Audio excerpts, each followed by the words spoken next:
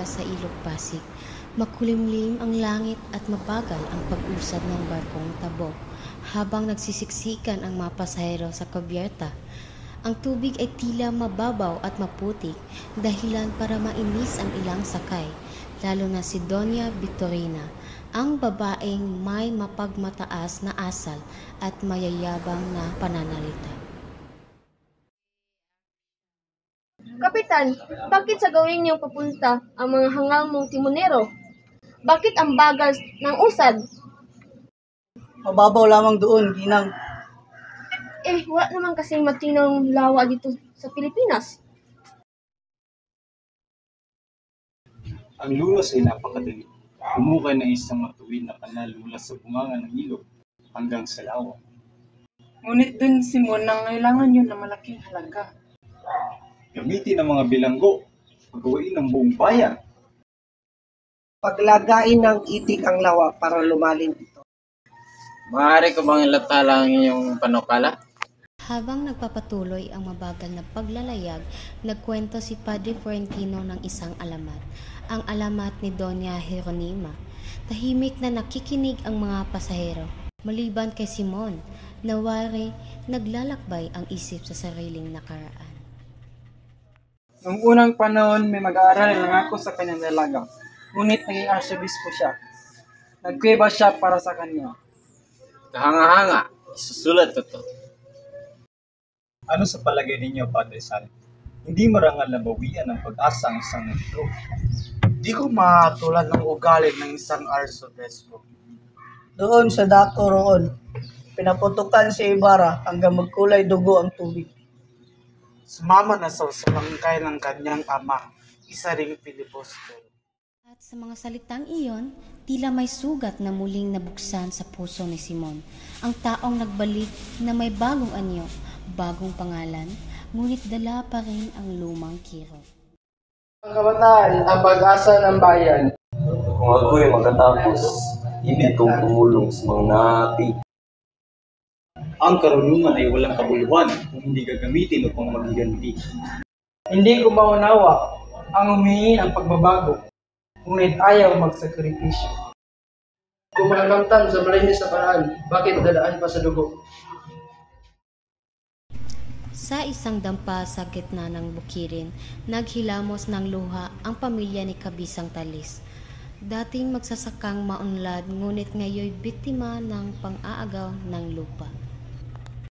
Bakit ganon, anak? Dati pinagtatawanan natin ang tulisan, ngayon tayo ang tinitulisan. Kung sino ang mayayari, siya ang mawawalan. At sa sandaling iyon, nabuo sa puso ni Talis ang apoy ng paghihiganti. Ang apoy na sa kalaunan ay magtutulak sa kanya sa landas ng pagdanak ng dugo. Sa tahanan ng masalitang si Hermana Pinchang, nakaluhod si Julie na mamalimos ng tulong para mailabas si Basilio sa piitan. Aling Pinchang, tulungan niyo po ko! Si Basilio, nakakulong! May paraan, pero kailangan mo pa maglingkod ng isang taon. Wala nang ibang pag-asa ang dalaga. Tinanggap niya ang kapalaran. Ngunit sa araw na yon, may mata ng hayop na nakasilip.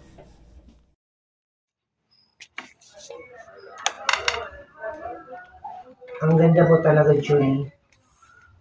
Halika nga rito. Padre, ang aking kalinisang puri! Walang nakakaalam. At sa gabing iyon, si Julie ay tumakas sa bintana at tumalon. Dala ang kahihiyan na hindi kayang matain. Ginoong Simon, Isang akbong mo pa, ipapatay na kita. huwag po. Ako sa Basilio. Basilio, anak ng ating dating guro. Senyor Ibarra. Senyor Ibarra. Ikaw ba si Ibarra? Si Ibarra ay patay na. Ako ngayon ay si Simon. Basilio, sumali ka sa akin. Oras na ng pagkikita. Hindi ko po kaya. Ang bayan ay nangangailangan ng dugo para magising. At sa gabing iyon, nagkahiwalay ang dalawang landas. Ang isa sa revolusyon, ang isa sa pag-aatubili. Sa maaliwalas na hardin, nagtatagpo sina Isagani at Paulita Gomez. Ngunit hindi pag-ibig ang hatid ng babae, kundi pagputol. Isagani, ito ay idealista. Si Juanito ay praktikal. Mayaman ang kanyang ama. Paulita, ang pag-ibig ay kailangan praktikal. Oo, Isagani. Sumili na ako.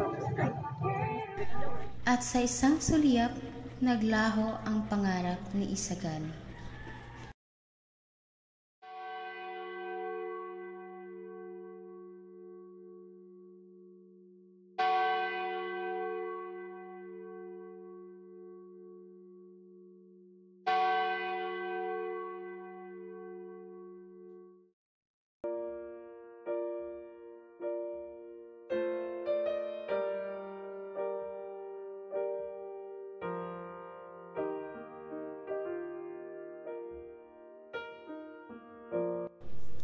Sa gitna ng kasiyahan, may isang taong pumasok sa loob ng bahay. Si Simon, bitbit ang lamparang naglalaman ng nitroglycerina at ibinigay ito kay Paulita. At ito ay regalo niya kay Paulita at Juanito. Ngunit hindi alam ni Simon na nandoon si Isagani. Nalaman ni Isagani ang balak ng pagpasabog. At sa sandaling iyon, tumibok ang puso niya. Hindi para sa paghihinti, kundi para sa pag-ibig. Kinuha niya ang lampara at papalakas niyang itinakas ito. At nang makating niya ang dagat, itinapon niya ang lampara. Sa isang iglap, lumubog sa tubig ang apoy ng revolusyon. Nang sumabog ang kaguluhan sa kasal ni Paulita at Juanito, alam ni Simon na ang kanyang malaking plano ay nabigo. Ang apoy na dapat magsindi ng revolusyon ay nalunod sa takot at pagkalito. Kaya't sa gitna ng sigawan, pagtakbuhan at pagputok ng mga baril, napilitan siyang tumakas. Ngunit pinilit pa rin niyang maglakad patungo sa liblib na bahagi ng baybayin, kung saan tanging ang alon at hangin ang kaniyang kasangga. Alam niyang wala siyang ibang matatakbuhan kundi ang bahay ng tanging kaibigang pinagkakatiwalaan niya, si Padre Florentino. At doon, sa gilid ng dagat, natapos ang pagtakbo. Hindi na siya hinabol ng mga gwardiya, ngunit hinabol siya ng katotohanang hindi niya matakasan, ang pagkabigo ng kanyang sariling puso. Ibarra, tignan mo, parang salamin ang tubig. Sobrang linaw at sobrang ganda. Kapag ikaw ang kasama ko, lahat ay maganda.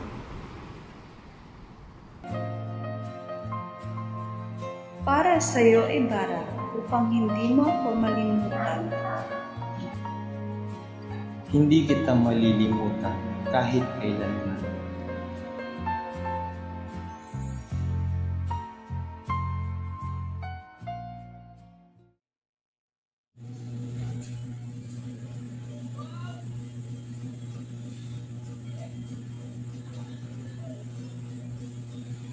Ako'y nabigo.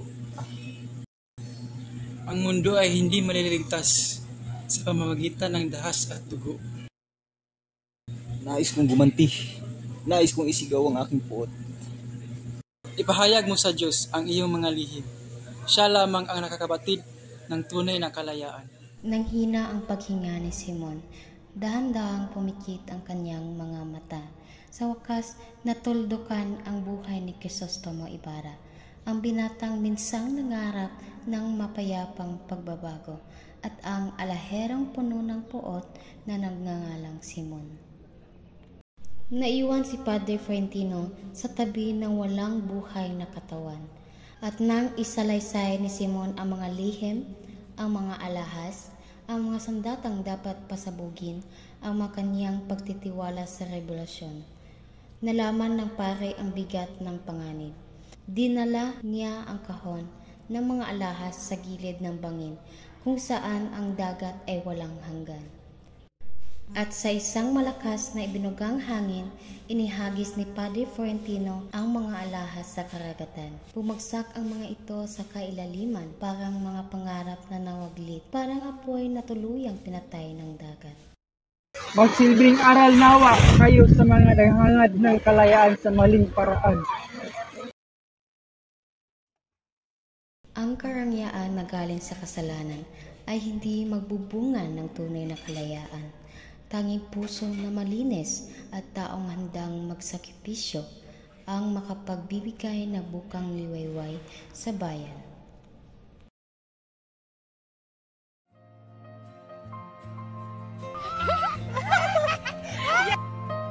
Kapitan, bakit sa gawin niyo? Stay action. Stay action.